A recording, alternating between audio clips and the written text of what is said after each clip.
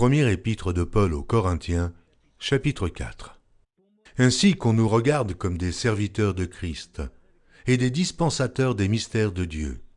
Du reste, ce qu'on demande des dispensateurs, c'est que chacun soit trouvé fidèle. Pour moi, il m'importe fort peu d'être jugé par vous ou par un tribunal humain. Je ne me juge pas non plus moi-même, car je ne me sens coupable de rien. Mais ce n'est pas pour cela que je suis justifié. Celui qui me juge, c'est le Seigneur. C'est pourquoi ne jugez de rien avant le temps, jusqu'à ce que vienne le Seigneur, qui mettra en lumière ce qui est caché dans les ténèbres, et qui manifestera les desseins des cœurs. Alors, chacun recevra de Dieu la louange qui lui sera due. C'est à cause de vous, frères, que j'ai fait de ces choses une application à ma personne et à celle d'Apollos, afin que vous appreniez, en nos personnes, à ne pas aller au-delà de ce qui est écrit, et que nul de vous ne conçoive de l'orgueil en faveur de l'un contre l'autre. Car qui est-ce qui te distingue? Qu'as-tu que tu n'aies reçu? Et si tu l'as reçu, pourquoi te glorifies-tu comme si tu ne l'avais pas reçu? Déjà, vous êtes rassasiés. Déjà, vous êtes riches. Sans nous, vous avez commencé à régner. Et puissiez-vous régner, en effet, afin que nous aussi, nous régnions avec vous.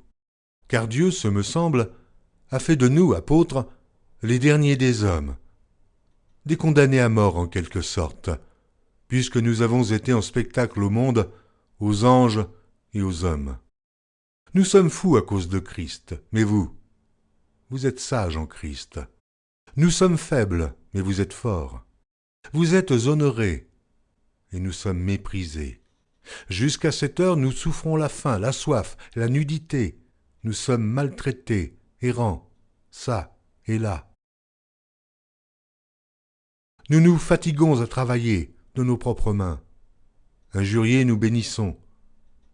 Persécutés, nous supportons. Calomniés, nous parlons avec bonté.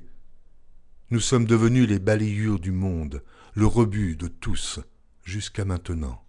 Ce n'est pas pour vous faire honte que j'écris ces choses, mais je vous avertis, comme mes enfants bien-aimés.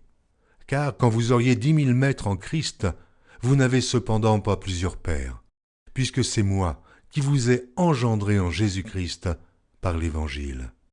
Je vous en conjure donc, soyez mes imitateurs. Pour cela, je vous ai envoyé Timothée, qui est mon enfant bien-aimé et fidèle dans le Seigneur. Il vous rappellera quelles sont mes voies en Christ, quelle est la manière dont j'enseigne partout, dans toutes les églises. Quelques-uns se sont enflés d'orgueil, comme si je ne devais pas aller chez vous. Mais j'irai bientôt chez vous, si c'est la volonté du Seigneur, et je connaîtrai, non les paroles, mais la puissance de ceux qui se sont enflés. Car le royaume de Dieu ne consiste pas en paroles, mais en puissance. Que voulez-vous? Que j'aille chez vous avec une verge, ou avec amour et dans un esprit de douceur?